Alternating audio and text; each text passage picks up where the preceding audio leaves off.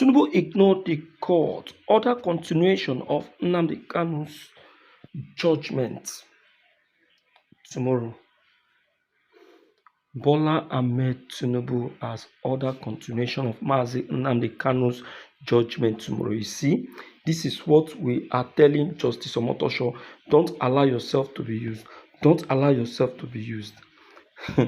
Oh, I was talking to my wife today and I told her, look, there is need for everyone to pray. You need to get yourself subjected to prayer. I don't want to know who you are, but what I am just overseeing, just like Nnamdi Kanu's lawyer Oprah said today on air, he said while attending to an interview, what do you think that will happen if Nnamdi Kanu is sentenced to? The guy said, well, that very judgment or what will happen to him is unpredictable, because on his own side, he has tried his best, and if Omotosho feels that he will allow himself to be used by a politician, okay, he should cast his mind back to what happened to other judges who delivered unfair judgment. That is just said. He made reference to Kafarati, the late Kafarati, using that as a warning to Omotosho to use that and make and apply wisdom to himself. Make one now listen to this very video, because against tomorrow, everybody don't go on air. Now listen to this. Just be killing ourselves anyhow. As has been said, we have a minority to the tune of 7% who are running that country into hell, running the country backward, and nobody wants to admit it.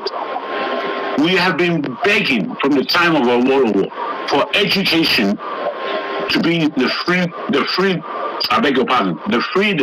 of the nation. Those in the North have largely objected to that. We don't want European education. We want to rest ourselves in the Quran. I'm afraid this is the stupidity that those in the North are helping to oppress the whole nation. And we are not speaking hard enough. We're speaking as though we are not competent to what's going on around us. We have a country that is going backwards. Like I said, we know where these guys are. We know where they live. We know their parents. You know them as a government? Of course we do. They live with the same community we live. So why is it difficult to get them? That is the $1 million question that I should ask you. We are trying to understand, for those of us who are now conversant with Zamfara, have never been there, and we hear you as the Chief Security Officer speak tonight to say you know these people, but yet you can't get them. It's a head scratcher. It is something that we are trying to all put our heads together. And that is why, from what I can do as a governor, to have this CPG as a first line. Get one free sachet when you buy 5 Sonia tomato mix or pepper and onion sachets. Line of defense. Of course, military are there, police are there, as well as civil defense, but they're not under my control. They're under the control of federal government. And then, in trying to remove Jonathan, there were stateless persons that were from the Sahel region that were imported into Nigeria. You are in support of America invading Nigeria. Guns are blazing. 100%. Since the government has refused to listen, and leaders have not been helping matters. Wouldn't that affect the sovereignty of Nigeria? You now have a sovereignty where terrorists are not telling you what to do, Abi.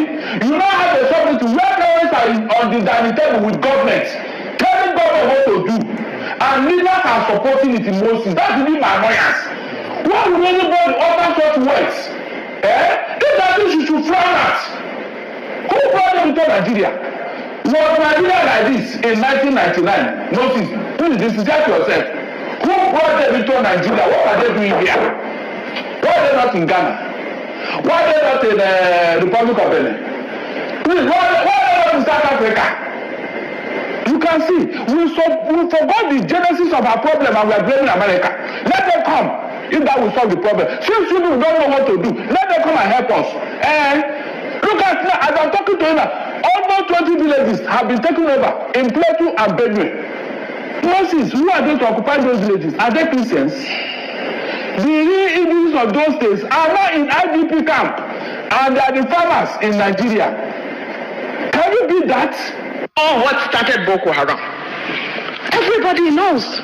It was started in Borno by the then Borno governor, Ali Sharif. He's still roaming the streets freely. Who started the Boko Haram crisis in Borno State? The governor, Ali Sharif. Let me first of all say that the idea of bringing people from outside the country to destabilize was, I mean, I didn't say they brought people to destabilize. What I said was that the idea they actually brought people into the country with the intention that those people will come and vote for them. I think understand, and they never realized, they never knew, they were never convinced that they were going to win that election because PDP was very, very strong on ground. So the fear was that they were going to lose the election. So the only thing they could do was to bring in people who could serve as mercenaries to come and win elections for them through the back door. But when the new PDP came on board and joined them and to form the APC and won the election, they didn't know what to do with those people. And in the process, those people became uncontrollable. I mean, many people have spoken about that. You mentioned a name now, although I hate to mention names. You've mentioned a name now, you've mentioned the El-Rufai. I mean, he talk about... This is irritating to hear. What I say? Irritating to hear. You know, sometimes when I listen to issues concerning Nigeria, I begin to ask myself, why am I in Nigeria? Now I see the reason many people are running away from this country. Plenty illegalities. Nigeria as a nation love illegality than the truth. This is what they are trying Nnamdi Kanu of. This is what they are passing a judgment against Nnamdi Kanu of. Now everybody now knows the truth. They are granting terrorists leverage, granting them, signing peace deal with them, and granting them amnesty. Why the one that is out to help them, to save them, they are not doing anything to save him? My dear listeners, I must be very, very frankly speaking with you that this country deserves a division. A very quick one, as quick as possible. Look at what has just been said right now. They even know who the governor that started terrorism in Nigeria, they even know who is he. You listen to Falana speak. You listen to Isaac speak. You listen to, oh my God. All of them were saying the same thing, that it started in Borno by the then Borno governor. And this man is there. They know him. What are they doing to get him captured? What are they doing to go to the house of these criminals, get the parents arrested, get their brothers arrested, get them arrested? And we have battalions. If not that, the sponsors of these criminals are there in Aso Rock. It's a shame. It's a big shame. And now I see why many Nigerians are running away from this country to the US. If what we have is we have to work out common for this country, but we are believing that Biafra will come. It will come. Yes, it will come. Make not divide this country, make everybody go your way. Because this is irritating to hear. Make not begin to share this video. Some of them, when they attack me, they talk side, they talk nonsense. Now I don't see them. May God save us for tomorrow here, you know. Only God will save us for tomorrow's judgment. I'm not sure. Don't allow yourself to be used. Don't allow yourself to be used. I rest my case.